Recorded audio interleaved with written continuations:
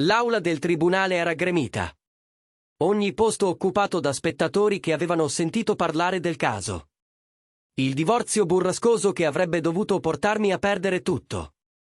Mia moglie, Amanda, sedeva al tavolo del querelante, con il suo avvocato, Bradley Hutchinson, accanto a lei, entrambi con espressioni che gridavano vittoria. Pensavano di aver già vinto prima ancora che il giudice parlasse. Credevano che fossi finito. Bradley si appoggiò allo sfarzoso seggiolone, il suo abito da $4.000 rifletteva le luci fluorescenti, e rise. Rise davvero, ad alta voce, in quell'aula. Goditi la tua nuova vita, disse abbastanza forte da farsi sentire da tutti. Te ne andrai senza nulla. Amanda si voltò a guardarmi, e il sorriso beffardo sul suo volto era la cosa più crudele che avessi mai visto. Avresti dovuto essere un marito migliore, Nathan. Il giudice, l'onorevole Patricia Brennan, alzò lo sguardo dai suoi documenti. Signor Foster, ha qualche parola finale prima che io emetta la mia decisione? Mi alzai lentamente. Le mani erano ferme. La voce calma. In realtà, sì.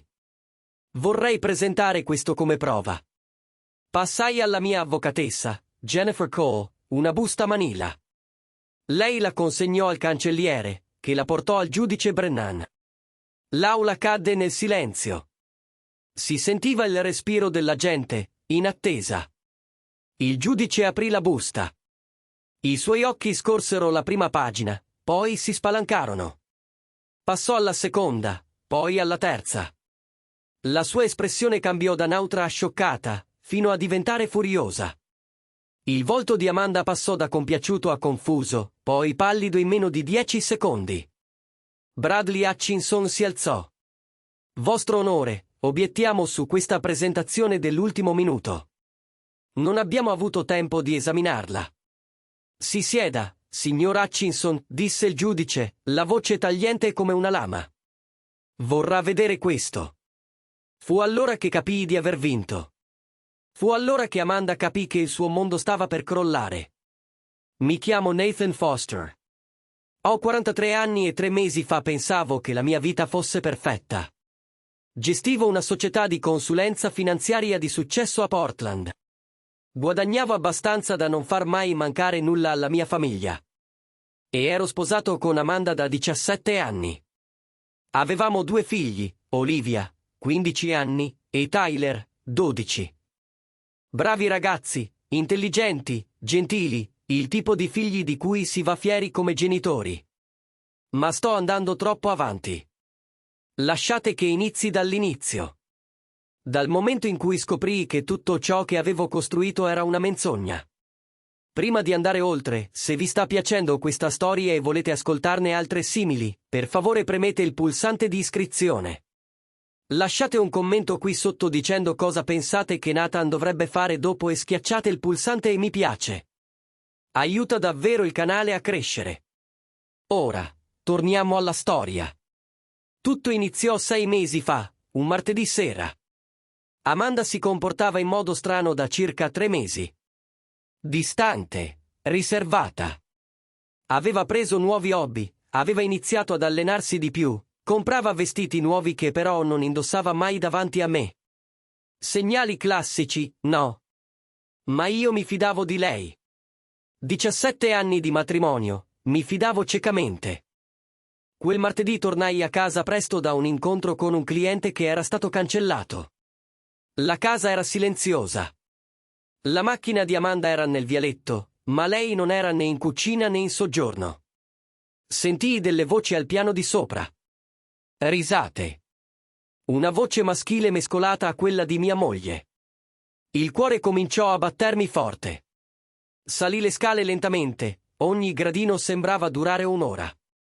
Le voci provenivano dalla nostra camera da letto. La nostra camera da letto, dove avevo dormito accanto a lei per quasi 20 anni. Spinsi la porta. Amanda era a letto con Ryan Mitchell, il mio socio in affari, l'uomo a cui avevo affidato la mia azienda, le mie strategie finanziarie, i miei piani per il futuro. Erano così presi l'uno dall'altra che non sentirono nemmeno la porta aprirsi. Rimasi lì per una decina di secondi prima che Ryan mi notasse.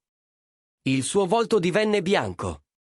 Amanda urlò, afferrando le lenzuola per coprirsi. Nathan ansimò. Non è come sembra. Quasi risi. Anzi, credo proprio di aver riso, perché cos'altro si può fare quando le due persone di cui ti fidi di più al mondo sono colte in uno dei cliché peggiori possibili? Vattene, dissi a Ryan. La mia voce era sorprendentemente calma. Fai le valigie e vattene da casa mia. Ryan si affrettò a prendere i vestiti, borbottando scuse che non significavano nulla. Amanda piangeva ora, il mascara le colava sul viso. Nathan, per favore, dobbiamo parlare. È complicato. Complicato, ripetei. Hai ragione. Il divorzio sarà molto complicato. Fu allora che l'atteggiamento di Amanda cambiò completamente. Le lacrime cessarono. Il suo volto si indurì in qualcosa che non riconoscevo. Non divorzierai da me, disse fredda. Se qualcuno farà causa, sarò io. E quando lo farò, perderai tutto. La mattina dopo chiamai il mio avvocato. Jennifer Cole era un'amica dei tempi della facoltà di legge, una delle più brillanti.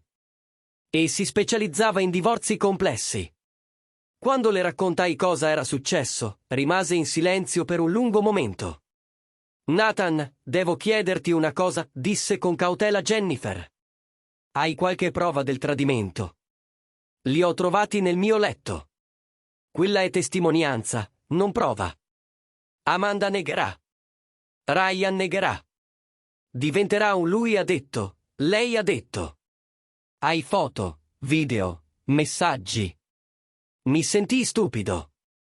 Ero stato così scioccato da ciò che avevo visto che non avevo pensato a documentare nulla. No, niente. Jennifer sospirò. Allora dobbiamo essere strategici. Amanda ti attaccherà duramente. La conosco. Dirà che eri violento, negligente, un padre terribile. Cercherà la custodia dei bambini e la metà della tua azienda. Non lo farebbe per i bambini. Li ama. Nathan, la gente fa cose terribili durante un divorzio, soprattutto quando ci sono soldi in ballo. La tua azienda vale quanto? Circa 8 milioni. Più vicino a 10. Allora preparati. Sarà brutto. Jennifer non aveva torto. 3 giorni dopo, un ufficiale giudiziario si presentò nel mio ufficio con i documenti per il divorzio. Amanda sosteneva differenze inconciliabili, chiedeva la custodia esclusiva di Olivia e Tyler e pretendeva il 70% di tutti i beni coniugali, compresa la mia azienda. Le accuse nel suo ricorso mi fecero star male. Diceva che ero emotivamente violento, lavoravo troppo, trascuravo i bambini e avevo problemi di gestione della rabbia. Nulla di vero, ma aveva costruito un'intera narrazione su queste menzogne. Chiamai subito Jennifer. Mi accusa di abuso. Com'è possibile? Non si tratta di cosa è legale, Nathan. Si tratta di cosa può far credere a un giudice. Dobbiamo costruire la difesa con cura. Inizia a documentare tutto. Ogni interazione con Amanda, ogni conversazione con i bambini, tieni registrazioni dettagliate. Nei mesi successivi, il procedimento di divorzio peggiorò. Amanda assunse Bradley Hutchinson, un avvocato noto per le sue tattiche spietate nei divorzi con grandi patrimoni. Era costoso, brutale e non si curava della verità, solo di vincere. Amanda si trasferì fuori casa con i bambini. Sosteneva di temere per la loro sicurezza con me, una menzogna totale. Ma l'ordine temporaneo di custodia andò comunque a suo favore. Io avevo visite sorvegliate 2 volte a settimana. Sorvegliate, come se fossi un pericolo per i miei stessi figli. Olivia e Tyler erano confusi, spaventati. Non capivano perché la loro famiglia si stava sgretolando. Durante le visite, con un supervisore nominato dal tribunale che osservava ogni nostra mossa, Tyler mi chiedeva: «Papà, perché non possiamo tornare a casa?» «Presto, amico», gli rispondevo. Presto. Ma non sapevo se fosse vero. La fase di scoperta fu brutale. Bradley Hutchinson richiese ogni documento finanziario che avevo, ogni email, ogni messaggio. Cercavano qualsiasi cosa potessero usare contro di me. Nel frattempo, Amanda recitava perfettamente la parte della vittima. Rilasciava interviste alla stampa locale sul suo matrimonio abusivo, aveva aperto un blog su come sopravvivere all'abuso emotivo domestico e in qualche modo si era dipinta come una donna coraggiosa che scappava da una situazione tossica. Nessuno dei miei amici le credeva. Mi conoscevano. Conoscevano Amanda. Ma l'opinione pubblica stava virando a suo favore perché controllava la narrazione. Fu allora che presi una decisione che avrebbe cambiato tutto. Assunsi un investigatore privato di nome Derek Walsh. Derek era un ex agente FBI, specializzato in crimini finanziari e sorveglianza. Gli spiegai la situazione, gli parlai di Ryan Mitchell, del tradimento di Amanda, del divorzio. Ho bisogno di prove, dissi. Prove vere che dimostrino che sta mentendo su tutto. Derek annuì. Dammi 6 settimane. Scoprirò cosa sta succedendo davvero. Quello che Derek trovò superò ogni mia immaginazione. Ryan Mitchell non si limitava a tradirmi con mia moglie. Da 2 anni stava rubando sistematicamente dalla nostra azienda. Aveva creato falsi conti fornitori, autorizzato pagamenti a società di comodo che controllava e sottratto quasi $1.200.000 dalla nostra attività. Ma non era tutto. Amanda lo sapeva. Lo aveva aiutato. Derek mi mostrò estratti conto bancari, email tra Amanda e Ryan in cui discutevano come nascondere i soldi, messaggi su come aprire conti offshore. Mia moglie stava pianificando di lasciarmi da mesi, rubando dalla nostra azienda per finanziare la sua nuova vita con Ryan. È frode informatica, disse Derek, mostrandomi i documenti. È appropriazione indebita. È cospirazione, Nathan. Andranno in prigione per questo. Rimasi lì a guardare le prove, provando qualcosa che non sentivo da mesi. Speranza. Come hai trovato tutto questo? Chiesi. Ryan è stato disattento. Ha usato la sua email personale per alcune comunicazioni. Amanda ha usato il suo telefono, che non sapeva fosse sincronizzato con un server cloud. Una volta capito cosa cercare, non è stato difficile mettere insieme i pezzi. Jennifer Cole quasi cadde dalla sedia quando le mostrai tutto. Nathan, questo cambia tutto. Non solo possiamo sconfiggere le richieste di divorzio di Amanda, possiamo anche sporgere denuncia penale. Entrambi rischiano da 10 a 15 anni di carcere federale. E i bambini? Chiesi. Se Amanda va in prigione, otterrai automaticamente la custodia esclusiva. E Nathan, con queste prove, avrai tutto nel divorzio, la casa, l'azienda, i beni, tutto. Ci pensai su. Amanda aveva cercato di distruggermi. Aveva mentito sugli abusi, tentato di portarmi via i figli, cercato di rovinare la mia reputazione e rubare la mia azienda. Una parte di me voleva vederla soffrire come lei aveva fatto soffrire me. Ma un'altra parte ricordava la donna che avevo sposato 17 anni prima. Quella che mi aveva tenuto la mano quando mio padre morì. Quella che era rimasta sveglia tutta la notte con me quando portammo Olivia a casa dall'ospedale. 2 genitori spaventati e inesperti che non avevano idea di cosa stessero facendo. Voglio darle un'ultima possibilità, dissi infine. Un'opportunità per confessare, ammettere quello che ha fatto e risolvere tutto in modo equo. Jennifer mi guardò come se fossi pazzo. Nathan ha cercato di distruggerti. Perché darle qualcosa? Per Olivia e Tyler. Non devono vedere la madre in prigione. Non meritano quel trauma. Se Amanda ammette quello che ha fatto, divide equamente i beni e mi concede la custodia, non farò denuncia penale. Se no, la seppelliamo. Quella sera chiamai Amanda. Rispose al terzo squillo, con voce fredda e distante. Cosa vuoi, Nathan? Voglio parlare del divorzio. Risolvere senza distruggerci. Rise. Non c'è niente da risolvere. Perderai tutto. Bradley dice che abbiamo un caso solido. Amanda, per i bambini, per i 17 anni insieme, possiamo incontrarci e parlare faccia a faccia. Ci fu una lunga pausa. Va bene. Domani, un'ora. Ma Nathan, se provi qualcosa, non lo farò. Te lo prometto. Ci incontrammo in un bar vicino al centro di Portland.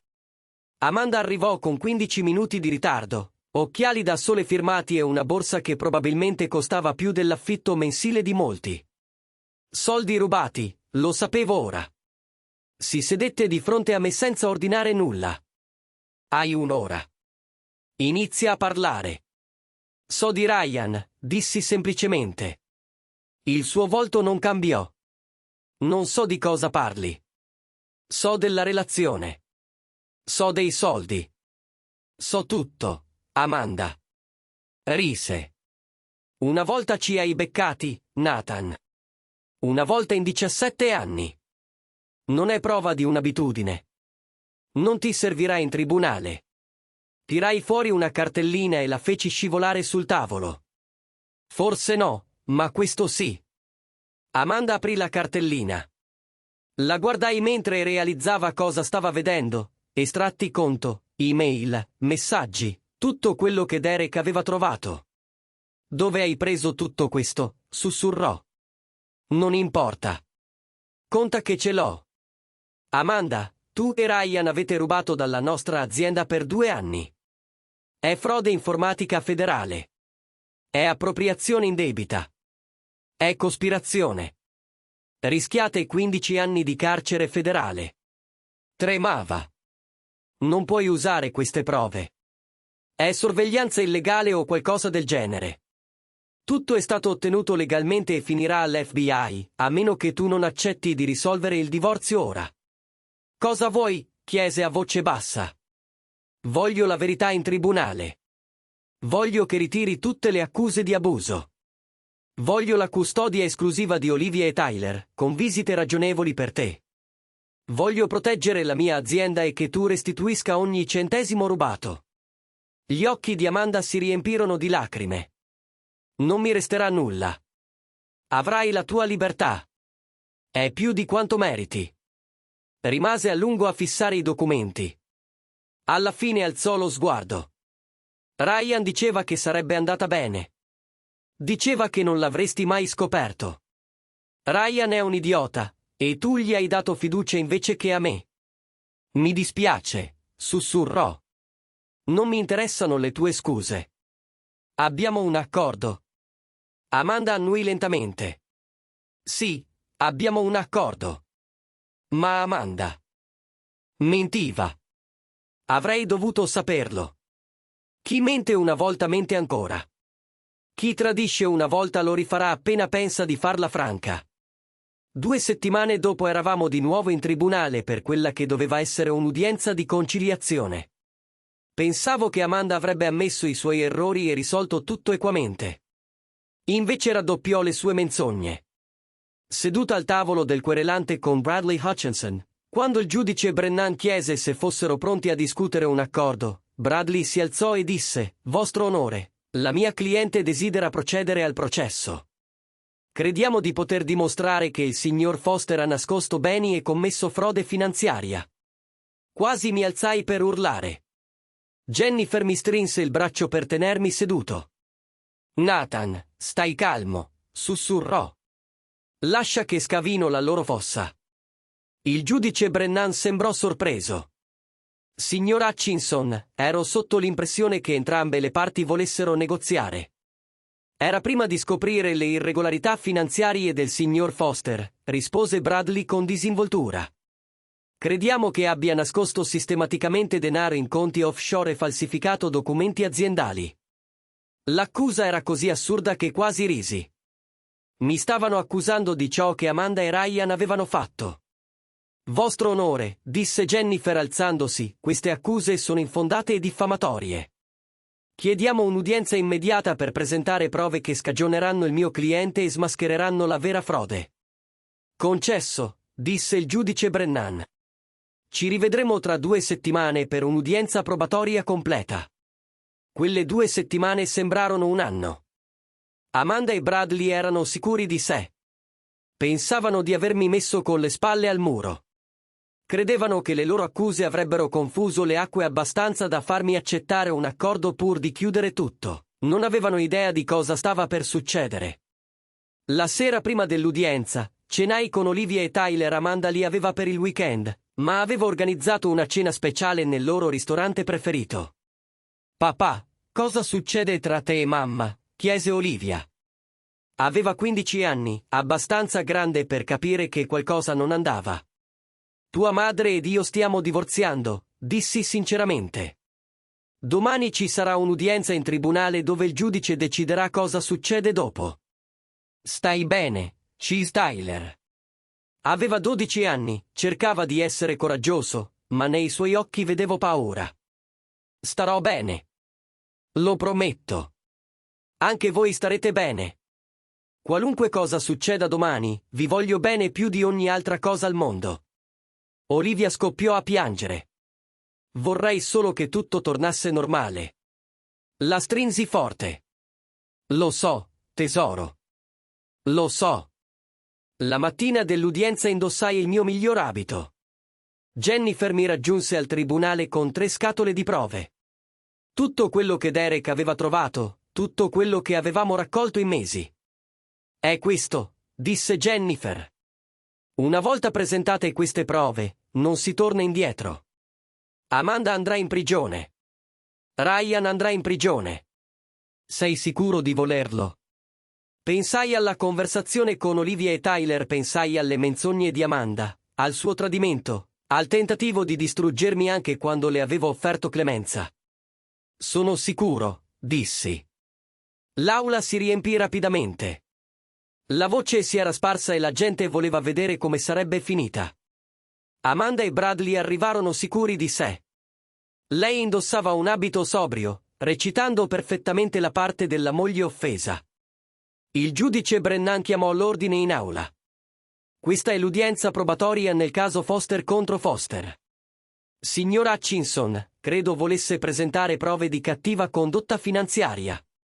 Bradley si alzò, sistemando la sua cravatta costosa. «Sì, vostro onore. Abbiamo documenti che dimostrano che il signor Foster ha».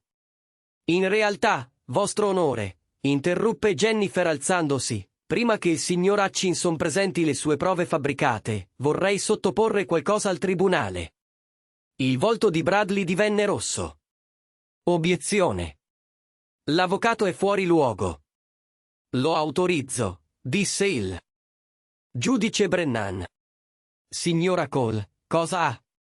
Jennifer aprì la prima scatola e tirò fuori un voluminoso fascicolo.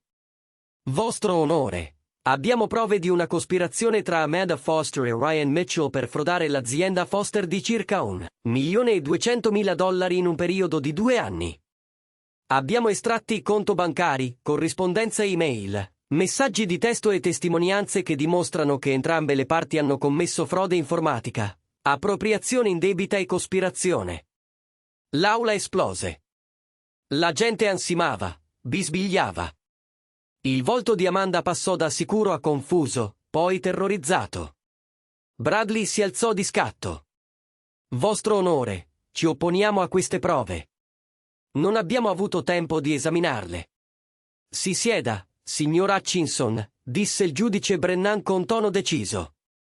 Leggeva i documenti presentati da Jennifer, il volto si faceva sempre più cupo a ogni pagina.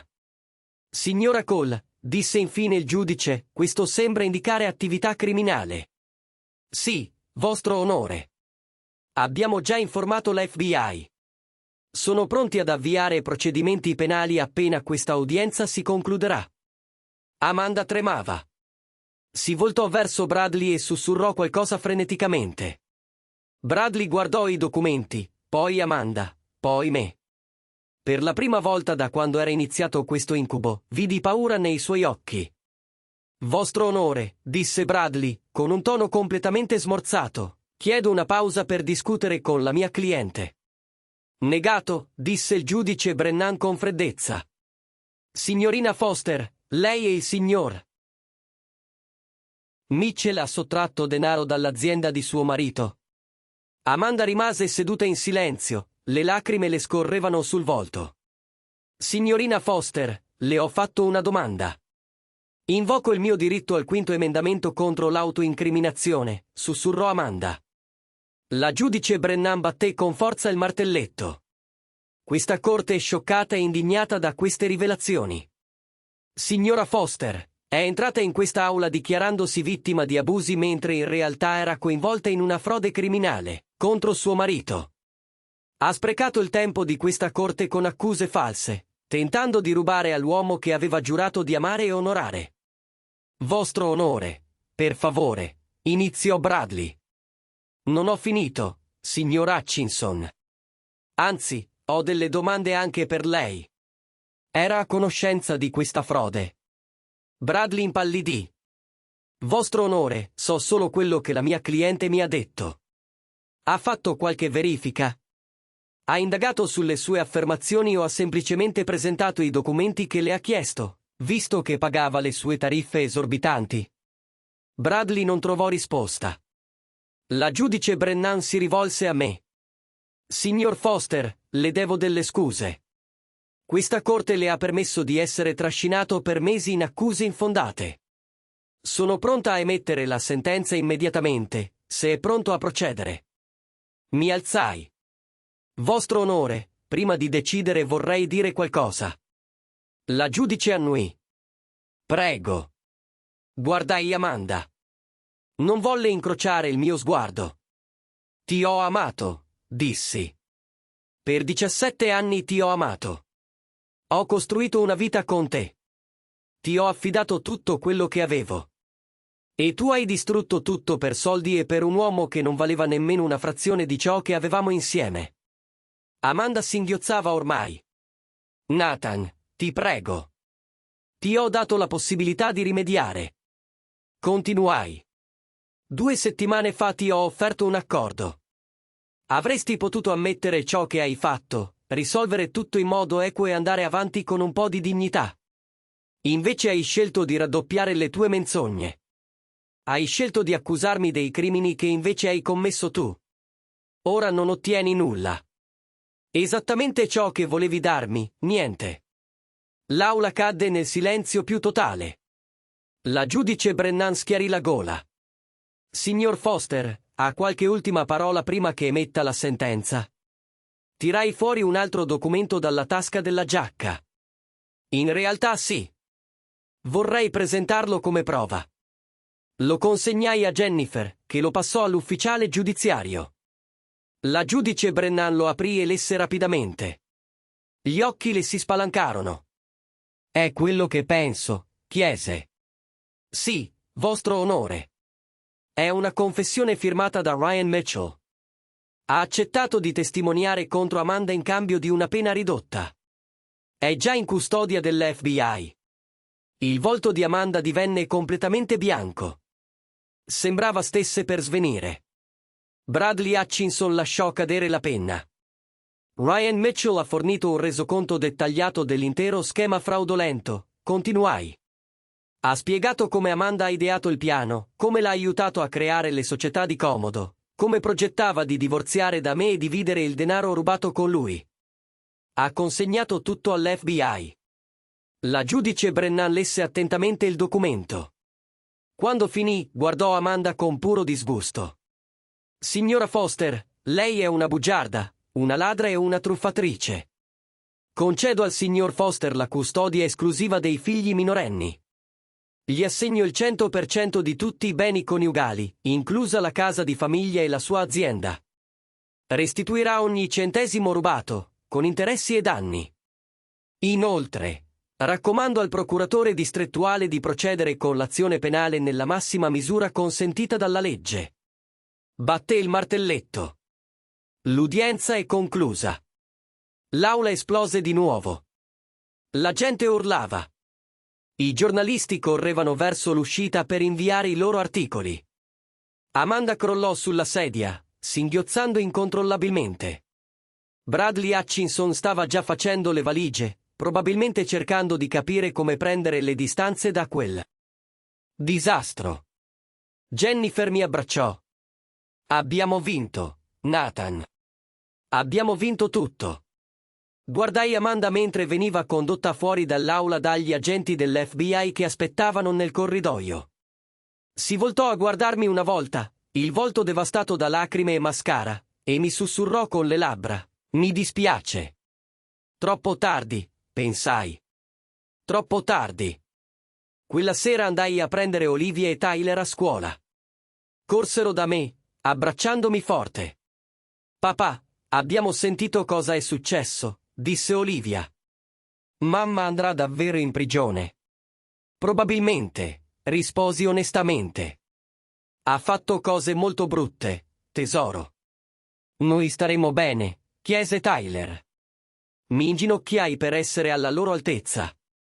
Staremo più che bene. Saremo fantastici. Ve lo prometto. Supereremo tutto insieme. Quella notte, noi tre eravamo nel soggiorno, la nostra vera casa che ora era di nuovo legalmente mia, a guardare film e mangiare pizza. Non era perfetto. I bambini stavano ancora elaborando tutto. Avevano domande a cui non sempre sapevo rispondere. Ma eravamo insieme. Eravamo al sicuro. E eravamo a casa. 3 mesi dopo, Amanda si dichiarò colpevole di frode telematica e appropriazione indebita. Fu condannata a 8 anni di carcere federale. Ryan Mitchell prese 12 anni, avendo precedenti per reati finanziari emersi durante l'indagine. Bradley Hutchinson fu radiato dall'albo per non aver indagato adeguatamente sulle affermazioni della sua cliente e per aver presentato consapevolmente accuse false. Ora lavora come paralegale, guadagnando una frazione di prima. La mia azienda si riprese. Con Ryan fuori gioco e il denaro rubato che veniva lentamente restituito tramite il processo di risarcimento penale, siamo addirittura cresciuti. Assunsi nuovi soci, persone valide che condividevano i miei valori. In 6 mesi eravamo più redditizi che mai. Olivia e Tyler si adattarono sorprendentemente bene. Facemmo terapia familiare ogni settimana, affrontando i loro sentimenti riguardo ai crimini e all'incarcerazione della madre. La visitano una volta al mese nella struttura federale dove sta scontando la pena. Io li accompagno e aspetto in macchina. Non ho mai più parlato con lei. A volte, a notte fonda, penso a quanto sono stato vicino a perdere tutto. Se non avessi assunto Derek Walsh, se non avessi trovato le prove, se avessi accettato le bugie di Amanda e me ne fossi andato, lei avrebbe vinto. Avrebbe preso i miei figli, la mia azienda, la mia vita. Ma ho combattuto. L'ho fatto nel modo giusto, con prove, verità e la legge dalla mia parte. E alla fine, la giustizia ha trionfato.